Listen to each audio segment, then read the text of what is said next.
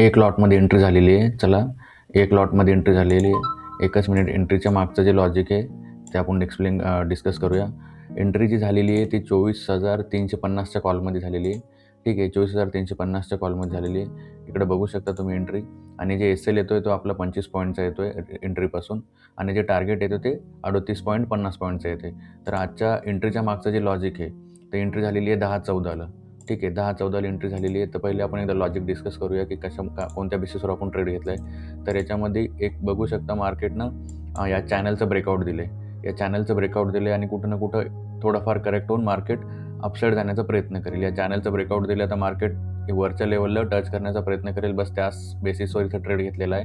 याच्यामागे दुसरं काही लॉजिक नाही आहे. ठीक आहे, हे सपोर्ट, पहिला सपोर्ट, दुसरा सपोर्ट कंटिन्युअस चॅनलमध्ये या चॅनलमध्ये ट्रेड करत होतं खूप दिवसापासून.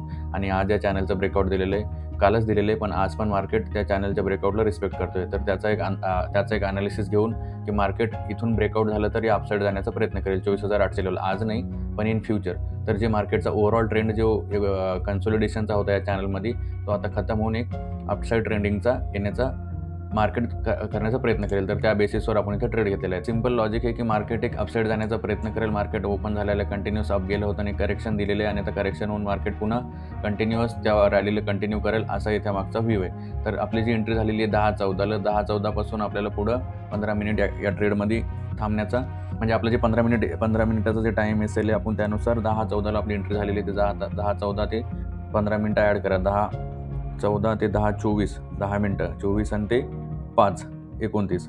तर 10-29ला हा ट्रेड एक्झिट केला जाईल. जे पण असेल याचा प्रॉफिट लॉस, कारण आपला टाईम असेल होणार आहे त्यामध्ये, तर त्यानुसार हा आपण ट्रेड एक्झिट करून. तर आतापर्यंत बघू शकता आपला आजचा जे ट्रेड आहे ते एक लॉटनं झालेलं आहे, कारण आपला जो एस एल आहे तो 15 पॉईंटच्या वरती आहे. तर 15 पॉईंटच्या जर वरती आपला जर एस एल येत असेल तर ते एक लॉटनं ट्रेड केला जाईल. मॅक्झिमम लॉस 464 पाहिलेला आहे. आणि जर त्याच्या आतमध्ये असेल तर आपण याला 2 लॉटनं ट्रेड करू शकतो. ठीक आहे, तर आपली मॅक्झिमम रिस्क जे पर डेची ती 2,000 रुपये. तर बघू शकता आतापर्यंत आपण 600 रुपये लॉस पाहिलेला आहे याच्यामध्ये. 600, 588, 607 रुपये. तर ठीक आहे, तर 695 आपण रेडी राहूया. मार्केट जर आपल्या इथं एस एल केलं तर आपण याला एक्झिट करायला मॅन्युअली रेडी राहूया. 700, 763. तर मी इथं लावून ठेवतो. ओके, इथं लावून ठेवतो 773, 832. तर ही आपला मॅक्झिमम एस एल आहे इथं 24,323, 848. तर बघू शकता 848 आपण मॅक्झिमम लॉस पाहिलेला आहे. कदाचित मार्केट आपला 15 मिनिटाच्या आतच एस एल करेल तर नो प्रॉब्लेम. 858 आपण मॅक्झिमम लॉस पाहिलेला आहे. तर जर आपल्या जर याला एस एलला जर हिट झालं तर आपण 945, चला 945, 965, चला 975, 981. तर मी रेडी आहे. मार्केट इकडे टच करणं 981 आणि एक्झिट करणं 1,000 प्लस झालेलं आहे. तर चला बघूया. 1,000 प्लस अजून मार्केटने इथे एस एलला टच नाही केलं. 1,088, 1,087. तर बघूया अजून. झालेलाच आहे ऑलमोस्ट टच. तर मी ओके, थोडंसं बाकी आहे. चला टच झालेलं आहे तर मी एक्झिट करून टाकतो. चला, जय श्रीकृष्ण. तर आजचं जे ट्रेडचं लॉजिक होतं, मार्केट कंटिन्युअस रॅली करेल, पण मार्केटने काही कंटिन्युअस रॅली केली नाही आणि मार्केटनं आपला एस एल केला. तर बघू शकता आजचं जे पण प्रॉफिट लॉस आहे ते 1,066 रुपये.